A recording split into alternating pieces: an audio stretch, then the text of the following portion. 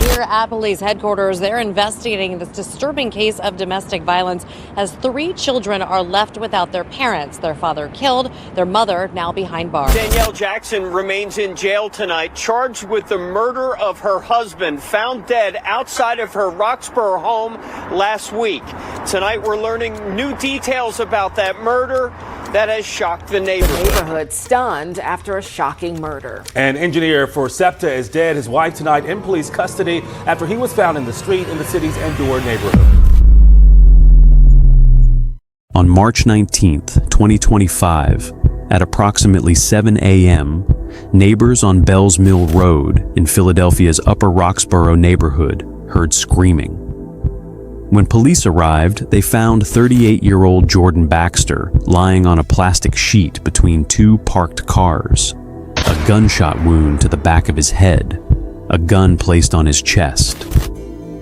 But how does a man end up murdered outside his own home, staged to look like something it wasn't? What drove the person closest to him to this moment? And could 3 children have been spared the unthinkable? This is the story of Jordan Baxter, the father, the husband, the SEPTA engineer, whose life ended on a cold Philadelphia morning in the most devastating way imaginable. Jordan Baxter was born in 1986, the kind of kid who grew up knowing the value of hard work. Raised in Philadelphia, and he came up in a city that doesn't hand you anything. And Jordan understood that early. He was the type of person who showed up for his job, for his community, and most of all, for his kids. Friends described him as steady, dependable, the kind of man who didn't need to be the loudest person in the room to command respect. He had a quiet confidence about him, the kind that comes from knowing who you are and what you stand for. Everyone who met him knew that Jordan took his responsibilities seriously. He wasn't someone who cut corners or made excuses. His family remembered him as a devoted son and brother. He had this way of making the people around him feel like they mattered, not through grand gestures, but through consistency. He showed up. He called when he said he would. He remembered the details, according to those closest to him, and that reliability was his defining quality. He was just always there, one family member said. That was Jordan. As a young man, Jordan set his sights on building something real. He wasn't chasing fame or fortune. He wanted stability, a good job, a home, a family he could provide for. He knew exactly what he wanted his life to look like, and he was determined to build it piece by piece, the right way. That determination led him to SEPTA, the Southeastern Pennsylvania Transportation Authority. Jordan joined as an engineer and never looked back. For 14 years, he showed up to that job and gave it everything he had. 14 years. That's not just employment. That's a career built on dedication. His co-workers knew him as professional, reliable, someone who took pride in the work. In a city like Philadelphia, where the transit system is the lifeblood of hundreds of thousands of daily commuters, Jordan was part of the infrastructure that kept things moving. He was also a father. 3 children called him Dad. And by all accounts, that was the role that meant the most to him. His world revolved around those kids. He worked to provide for them, to be present for them, to give them the kind of stability he'd worked so hard to build. Friends remember him lighting up when he talked about his children. He was proud. He was engaged. He was the kind of father who showed up to the school events, who asked about their days, who took the role seriously in every sense of the word. Jordan had married Danielle, and for a time, the life they built together looked like the one he'd always envisioned. A home in Upper Roxborough, 3 children, 2 parents working towards something. But somewhere along the way, that picture began to crack. By early 2025, Jordan and Danielle had separated. He'd moved out of the Bells Mill Road home. The marriage, it seemed, was over. Despite the separation, Jordan remained focused on what mattered most: his children. Those who knew him said he was handling the situation as best he could, trying to navigate the end of a marriage while keeping his kids at the center of everything. He was still their father. That hadn't changed. In the weeks leading up to March 2025, Jordan was moving forward. He was still showing up to work at SEPTA, still being a dad, still building, even if the blueprint had changed. He had his whole future ahead of him, a career with another chapter still to write, 3 children who needed him, people who loved him, like he had no idea he had only days left to live. When Jordan Baxter met Danielle, things moved the way they often do when two people are caught up in the excitement of something new. She was energetic, expressive, and magnetic in her own way. Friends who knew them in the early days said they seemed like a solid match. Two people building something together, talking about a future, making plans. In those early years, Danielle came across as fiercely devoted. They married, had children, settled into a home in Upper Roxborough. To the outside world, they were a family. And for a time, maybe they were. People who knew them remember thinking they had what it took to make it work. But relationships have layers that outsiders rarely see. And behind the doors of the Bells Mill Road home, something was shifting. Friends began to notice changes in Danielle's behavior over time. The devotion that once seemed warm started to curdle into something else, something possessive, something volatile. Those close to the couple observed that arguments became more frequent. The tension between them wasn't the ordinary friction of two people sharing a life. It was something heavier. Danielle had a significant social media presence, and she wasn't shy about using it. She posted openly about her personal life, her feelings, her frustrations. In the days leading up to March 19th, 2025, she posted a message on Facebook that stopped people in their tracks. She wrote about women she believed were plotting against her marriage. The post gathered over 600 comments. 600. That's not a passing thought. That's an obsession spilling into public view. People who saw it felt uneasy. Something was clearly wrong. By this point, Jordan and Danielle had already separated. He wasn't living in the house anymore. The marriage had run its course, and Jordan had made that clear. He'd moved out. He was trying to move on. But Danielle wasn't moving on. The separation, rather than bringing any kind of resolution, it seemed to deepen something dark in her. The idea that Jordan was gone, that the marriage was truly over, appeared to consume her. Friends of the couple noted that she struggled with the reality of the split. She wasn't willing to accept it, and that unwillingness would prove fatal. Jordan, for his part, was trying to handle the situation with as much calm as he could manage. He had 3 children to think about. He didn't want chaos. He didn't want confrontation. He wanted to co-parent, to move forward, to get to the other side of a painful chapter without making it worse. But he couldn't control what was happening on the other side of that separation. Danielle knew where he was. She knew how to reach him. And on the night of March 18th, 2025, Jordan Baxter came back to the Bells Mill Road home for reasons that remain part of an active case. Whether he came willingly, whether he was asked to come, whether he felt safe going back, these are questions that linger. What's clear is that he walked back through that door. And when the door closed behind him, the clock had already started counting down. By morning, he'd be dead, and someone had already decided that. The Facebook post was just the beginning. In the days before March 19th, those who knew Danielle described a woman who was unraveling. The separation had pushed something to the surface. A rage she wasn't containing, a paranoia she wasn't hiding. The post about women plotting against her marriage wasn't an isolated moment of frustration.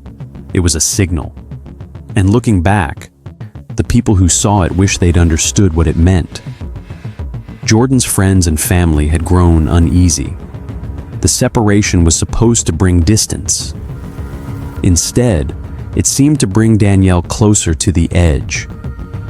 She was fixated on the marriage, on Jordan, on the idea that forces outside her control were destroying something she refused to let go of.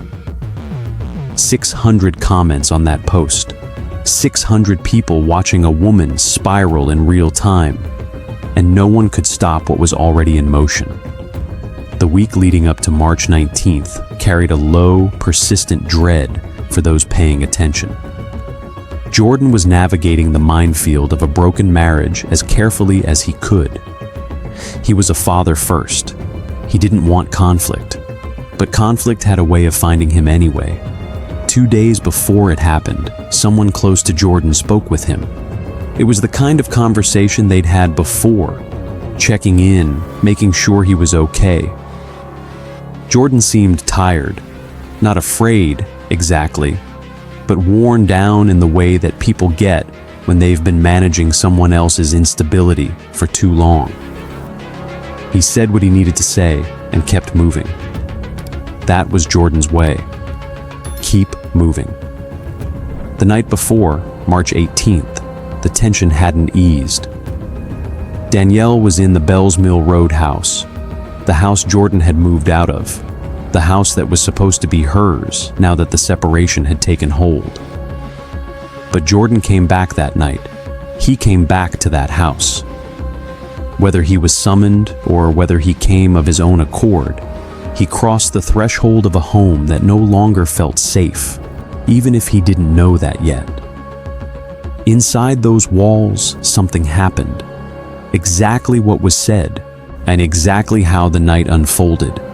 Investigators would piece that together later. What's known is that the night did not end peacefully. By the early hours of March 19th, Jordan Baxter was dead inside that house. He'd been shot in the back of the head, and the woman who shared his name, who bore his children, who had publicly declared her desperation to hold on to the marriage, she was still inside. At approximately 7 a.m., a neighbor called 911. There was screaming coming from the block. Something was wrong. Police were already on their way, but for Jordan, it was already too late.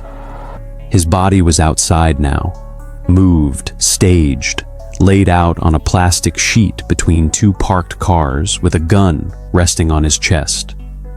Someone had tried to rewrite the story, but the truth has a way of surviving. At 7 a.m. on March 19th, 2025, Philadelphia police responded to the 800 block of Bells Mill Road. The call had come in, screaming something wrong. A neighbor who couldn't ignore what they were hearing. Officers arrived to find a scene that immediately told them this was no accident. Jordan Baxter was lying between two parked cars on a plastic sheet. A gun had been placed on his chest. He was pronounced dead at 7:07 a.m., 7 minutes. That's how long it took for first responders to confirm what was already obvious. Jordan wasn't going home. He wasn't going back to his kids. He was gone. The scene was wrong in every way. Any experienced investigator could see it. A man doesn't get shot in the back of the head and fall neatly onto a plastic sheet between two cars with a gun resting on his chest. That's not how violence works. That's how staging works. Someone had tried to construct a narrative, a story where Jordan's death looked like something other than what it was. It didn't work. When officers entered the Bells Mill Road home, they found blood on a mattress inside.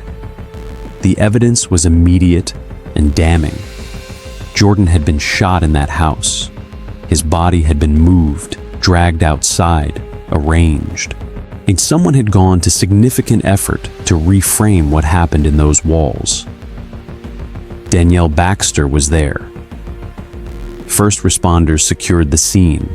Investigators from the Philadelphia Police Department's homicide unit were called in. Crime scene technicians began processing the interior and exterior of the property. Every surface, every fiber, every drop of blood became part of a story they were determined to read correctly. The questions came fast. Was this random? No. Nothing about this scene suggested a random attack. Was there forced entry? No. Who had access to this home? Who was last with Jordan? The answers kept pointing in the same direction. Jordan's body showed clear signs of trauma, consistent with a close-range gunshot wound to the back of the head. The positioning of the body, the plastic sheet beneath him, the deliberate placement of the weapon. Investigators knew immediately they were looking at a staged crime scene. Someone had tried to make this look like a suicide or a street crime, but the blood inside the house told a different story. The mattress told a different story. Jordan Baxter had been murdered inside his home, and then someone had tried to hide it. The investigation was less than an hour old, but the evidence was already speaking, loudly, clearly, and with the kind of certainty that doesn't leave much room for doubt. Danielle Baxter hadn't left the property. She was right there when police arrived, and the clock on her freedom had started ticking. The evidence didn't take long to mount. Investigators processed the Bells Mill Road home with the kind of thoroughness that staged crime scenes demand. The plastic sheet beneath Jordan's body hadn't appeared there by accident. Someone had placed it deliberately, which meant someone had planned, at least in part, for what came next. That kind of preparation doesn't happen in the heat of a moment. It happens when someone has been thinking about this, anticipating it, getting ready. The blood on the mattress inside the house was forensically significant. It placed the shooting indoors, directly contradicting any narrative that Jordan had been killed outside. The trajectory of evidence was clear. He was shot inside, on or near that mattress, and then his body was moved, dragged out through the house and positioned between those two cars with deliberate, calculated effort. But that wasn't all. Investigators turned to Danielle's phone and social media activity.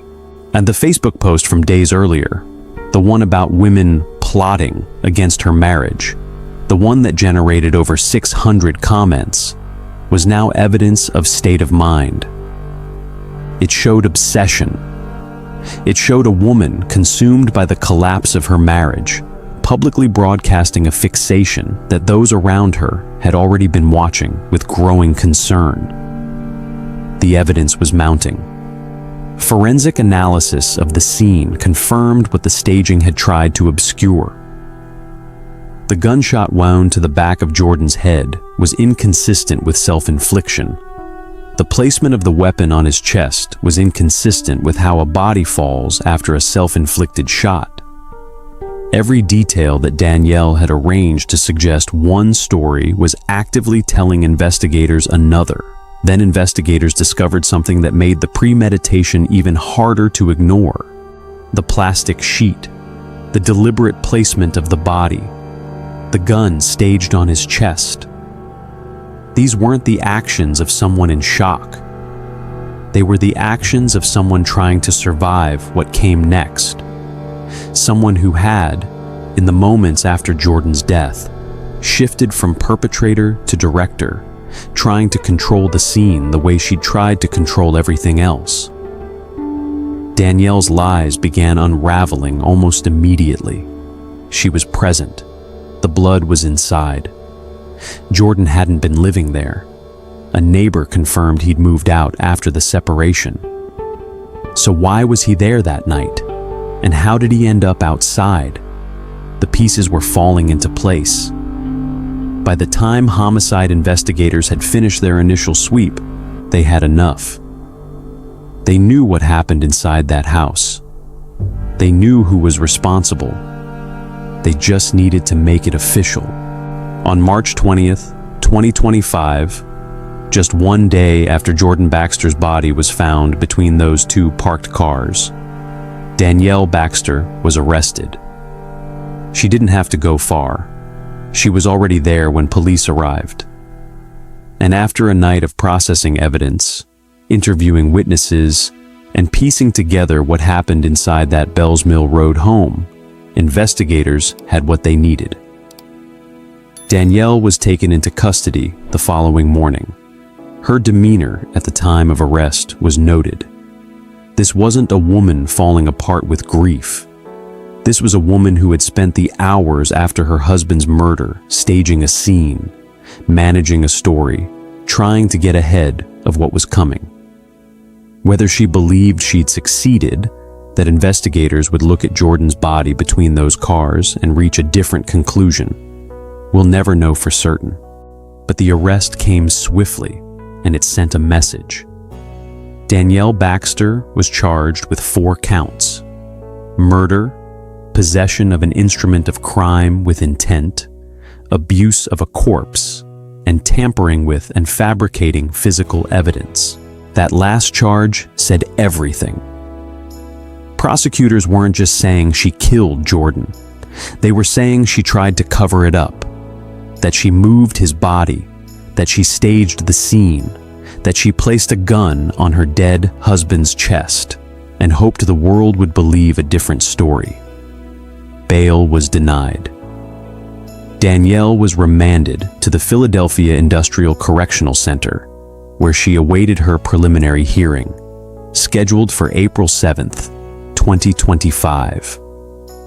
As of the time this script was written, the case was still working its way through the Philadelphia court system. A full trial had not yet concluded, but the charges told the story. The evidence told the story.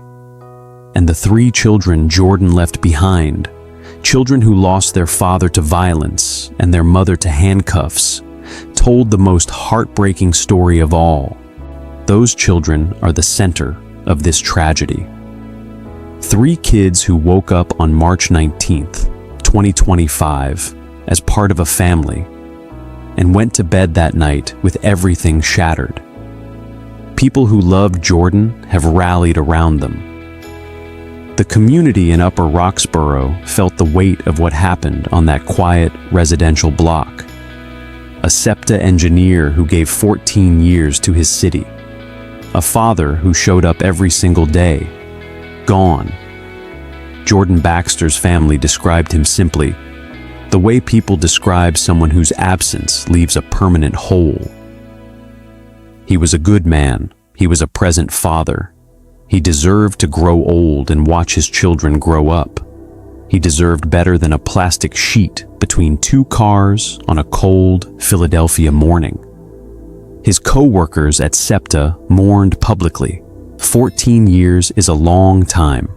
It's long enough to leave a mark on the people who worked alongside him, who relied on him, who shared early mornings and long shifts with a man who never gave less than his best. Jordan was 38 years old.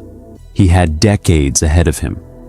Decades of watching his kids graduate, fall in love, build their own lives. Decades of early morning shifts and quiet evenings, and everything ordinary and beautiful that makes a life worth living. He didn't get any of it. And the woman charged with taking all of that from him, from his children, from everyone who loved him, sits in a Philadelphia correctional facility waiting for justice to run its course. For Jordan's family, the legal process is necessary, but it doesn't fill the absence. It doesn't put him back at the table. It doesn't give those 3 children their father back. Justice, in cases like this, is the least we can offer. It is not enough. It is never enough. But it's what we have. And Jordan Baxter deserves every bit of it. Our deepest sympathies go to the family and friends of Jordan Baxter, to his 3 children who deserve to grow up with their father in their lives. This one is for you. This case raises questions that don't have easy answers. How do we recognize when a separation becomes dangerous? How do we protect people who are trying to quietly, carefully walk away from a relationship that has turned volatile?